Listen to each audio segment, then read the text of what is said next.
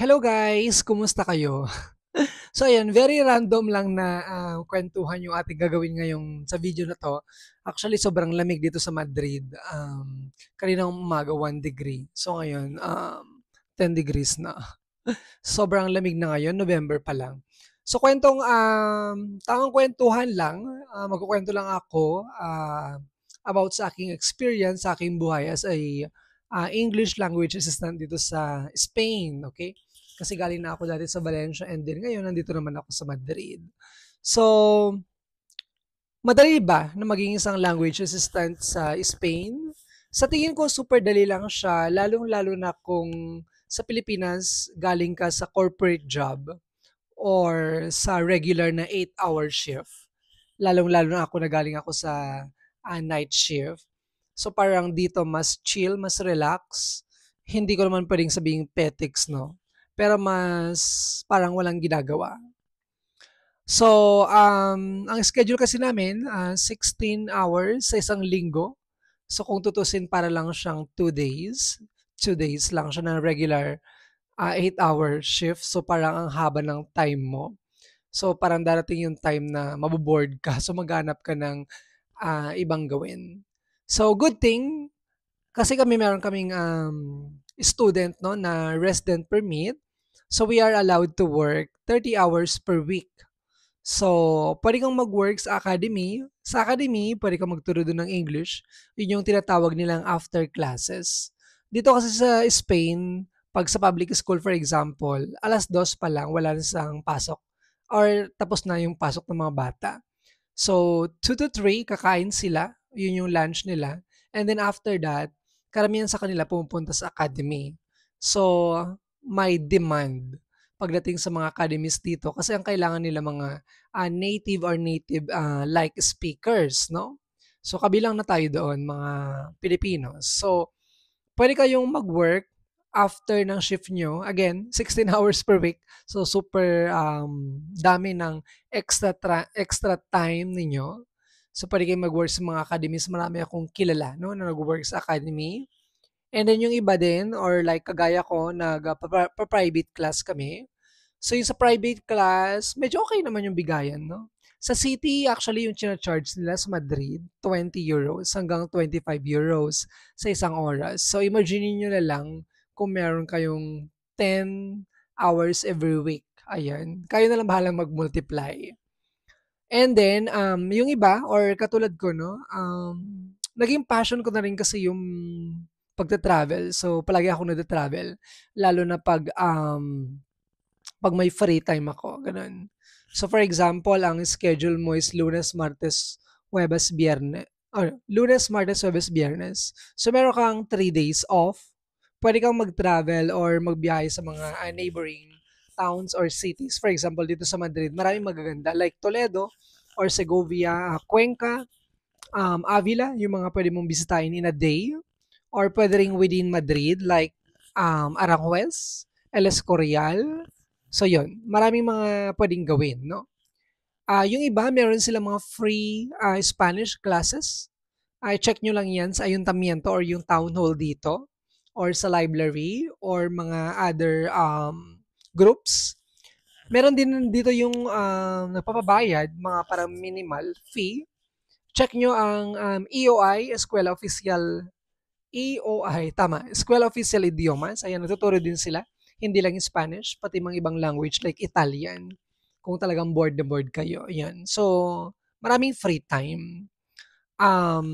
Kung gusto nyong mag-immerse sa food, marami kayong pwedeng i-discover dito, kainan, mga Spanish restaurants, mga sikat, no? Halimbawa, Chocolateria San Ginés, yung the best na chocolate and churros dito sa Madrid. Ano pa ba?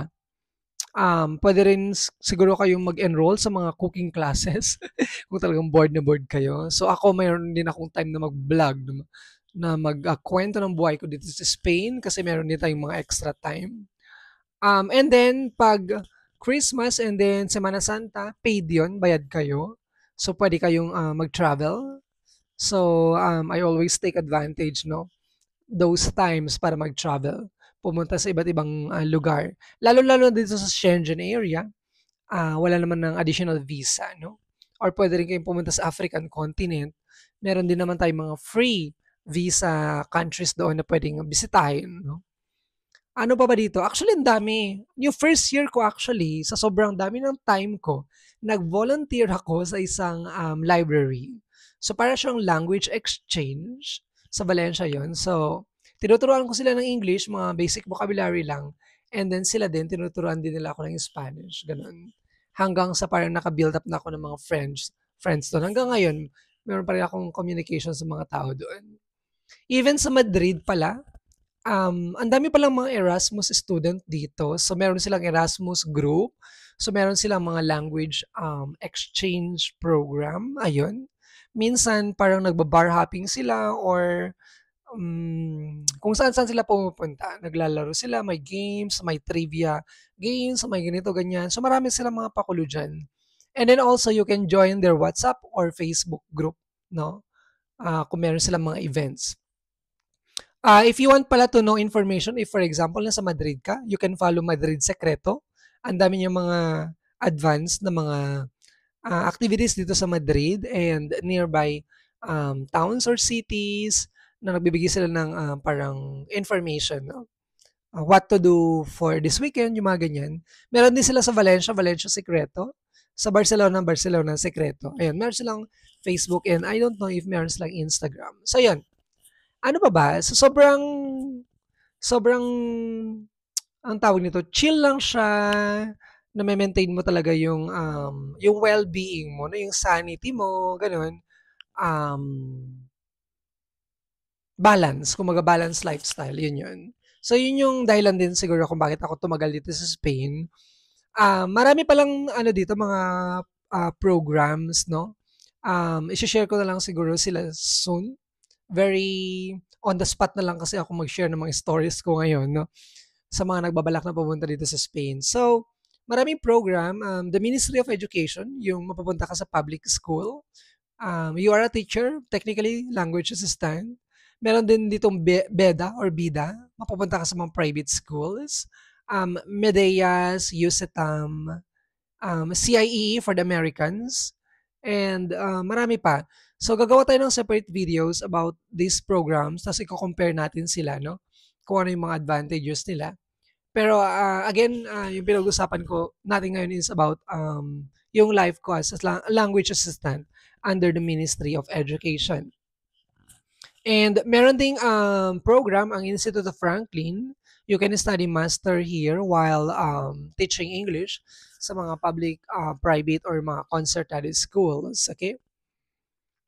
Ano pa ba ang maganda rito sa Spain? Food! Yes! Sarap din naman yung mga food nila. Pero actually, parang mas bet ko mga Italian foods. Ayun. And then, places. Ayun nga, discovering places. Actually, Spain ata ang number 2 worldwide. Meron silang pinakamadaming tourists. No? Number 1 ang France. Yeah. And what else? So yun, parang ang daming opportunity talaga dito. Marami din akong kilala actually na nag-aral dito ng masters, or let's say meron akong kilala, no? Nabalitaan ko lang. Nag-study sila ng masters and then eventually na-absorb sila ng kanilang school. Mas malaki yung chance nyo if private schools. Pero kung concertado, medyo ano siya. So. So, ayun. Guys, so kung meron kayong tanong, you can comment down below. Ayan. Don't forget to subscribe to my YouTube channel. So, nagkukwento ako ng mga bagay-bagay na experience ko dito sa Spain, about study and living here in Spain and traveling within Europe and other countries as well. So, yun lang. So, again, kung may katanungan ka, you can comment down below and please subscribe for more stories. Ayan. Bye!